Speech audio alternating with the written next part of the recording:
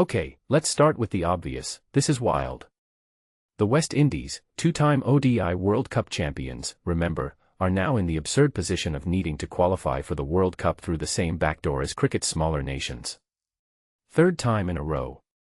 That's not just a slump, it's a full-blown identity crisis. Let me unpack why this matters way more than the headlines suggest. First, let's talk about the cold, hard structure of this new qualification system. The top 8 ODI teams get automatic entry, right? But here's the twist, even if you're a former champion like West Indies, sitting at number 10 in the rankings means you're automatically excluded.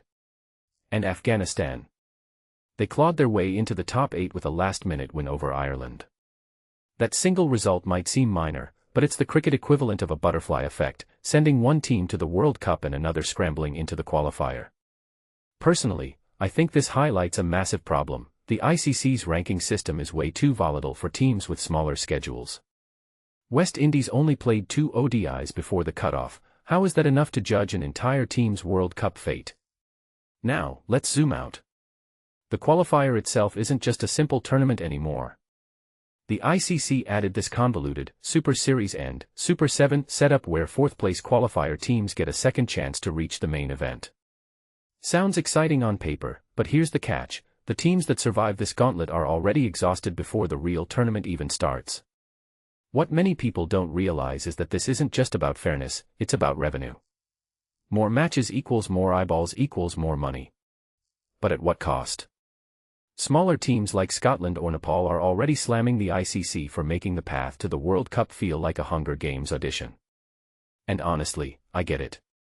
If you're a Tier 2 nation investing everything to reach the qualifier, only to face a second elimination round immediately after, that's demoralizing. But let's circle back to West Indies. This isn't just bad luck, they're trapped in a vicious cycle. Missing the 2023 World Cup meant they missed the 2025 Champions Trophy too. That absence from elite competition creates a vacuum, less exposure, fewer sponsorship deals, and a talent pool that stagnates. One thing that immediately stands out is how their decline mirrors broader issues in Caribbean cricket. The domestic structure. Fragmented. Player retention. A nightmare with T20 leagues poaching talent. And the fan base. Divided between regional pride and frustration. If you take a step back, this isn't just about one team, it's a symptom of cricket's growing divide between the haves and have-nots. Here's a deeper angle: the ICC's obsession with expanding the World Cup format might actually be hurting traditional powerhouses. By creating these multi-stage qualifiers, they're prioritizing global growth over legacy teams. Is that a bad thing? Not necessarily, but there's a deeper question here. Should the World Cup be a meritocracy, a celebration of the best, or a party where everyone gets an invite? The answer isn't simple.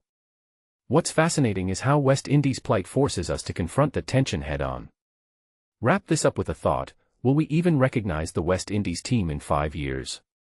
Their cricketing identity, built on explosive batting and fearless pace, feels like a relic. But maybe that's the point. Cricket's evolving, and if the Windies don't adapt to this new ecosystem, they'll become permanent qualifiers, not champions. What's your take? Drop a comment. Do you think the ICC's format changes are genius or sabotage?